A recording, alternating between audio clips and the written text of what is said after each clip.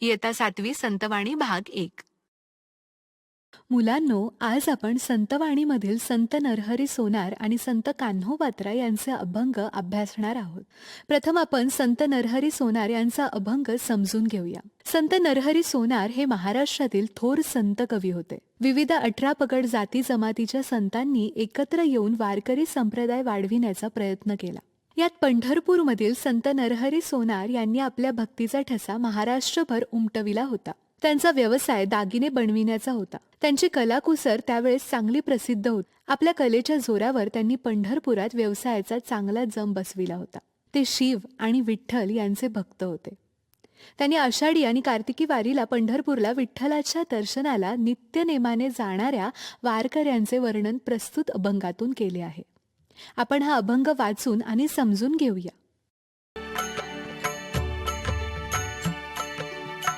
पंढरी नगरी दैवत श्रीहरी, पंढरी नगरी दैवत श्रीहरी, जाती वारकरी व्रत नेमे, जाती वारकरी व्रत नेमे. पंढरी नगरी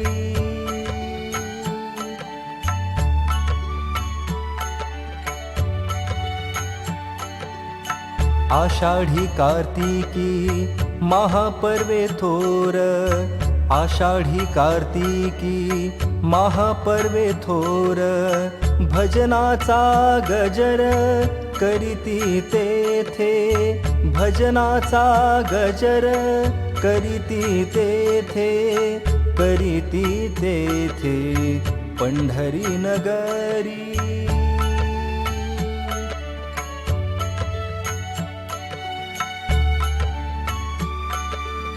साधू संत थोर पताकांचा भार, साधू संत थोर पताकांचा भार, मुखी तो उच्चार नामामृत, मुखी तो उच्चार नामामृत, नामामृत.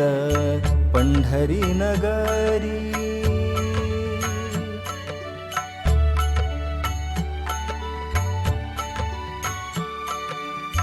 आनंदाचा काला गोपाळ काला केला, आनंदाचा काला गोपाळ काला केला, हृदय बिंबला नरहरी, हृदय बिंबला नरहरी, नरहरी.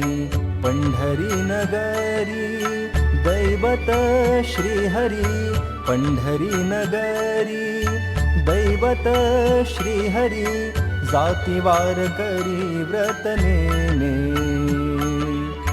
पंढरी नगरी, पंढरी नगरी, पंढरी नगरी.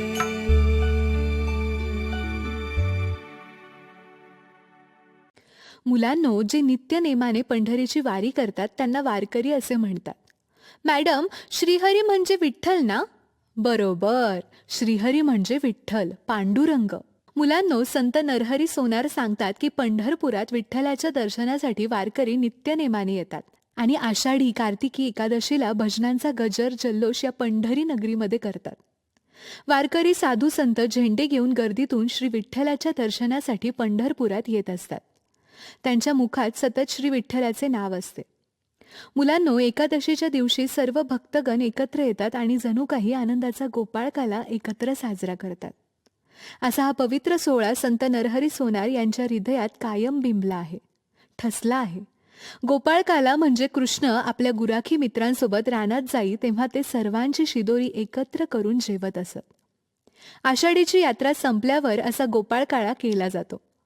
त्यांचा संदर्भ इथे नरहरी सोनारांनी दिला आहे.